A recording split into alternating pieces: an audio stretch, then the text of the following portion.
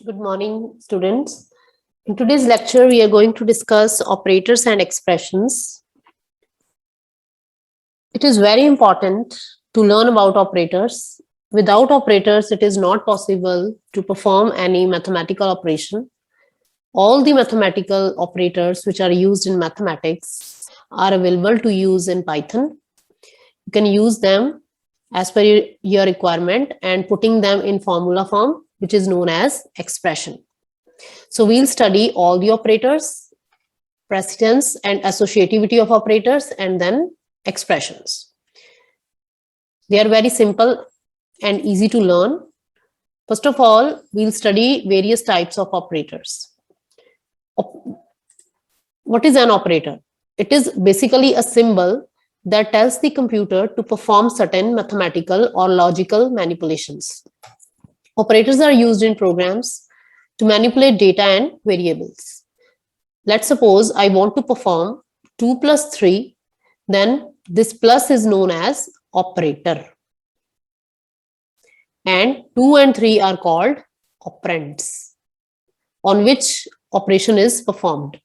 That means I'm going to perform addition operation on the two operands 2 and 3, and the operator symbol is this plus. Fine. So there are various kinds of operators available in Python, which are arithmetic operators, comparison operators, assignment operators, logical operators, bitwise, and special operators. Now we'll study all of them in detail. The very first and the most basic type is arithmetic operators. Almost everyone knows about them. Simple addition, subtraction, multiplication, division comes under arithmetic operations. And their respective symbols are plus, minus, multiply. For multiplication, we use asterisk. Divide. For divide, we use forward slash like this. And for multiplication, we use asterisk. Addition performs adding or summing up of two numbers. You can see through the example, 40 plus 20 is equal to 60. Then 40 minus 20 will perform subtraction, multiplication, 40 into 20, 800, 40 divided by 22. And apart from that, there are another two operators, modulus and exponent. What is modulus?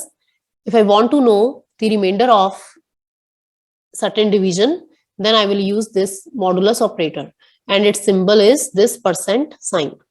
Suppose I have two variables x and y, and the values are 40, 20, and by performing modulus operation, it will return the remainder of that 20, and the remainder will be 0. Fine. So answer will be 0. And division operation, the answer will be 2. And there is another operation, exponent. Exponent means which is used for power operation. And for this, two asterisk symbols are used, and it is mentioned as x exponent y. That means 40 asterisk exponent 20 means 40 raised to power 20. So it will return the result by powering 40 with 20. That means 40 will be multiplied 20 times, and the result will be displayed. And there is another one more operation which is called floor division.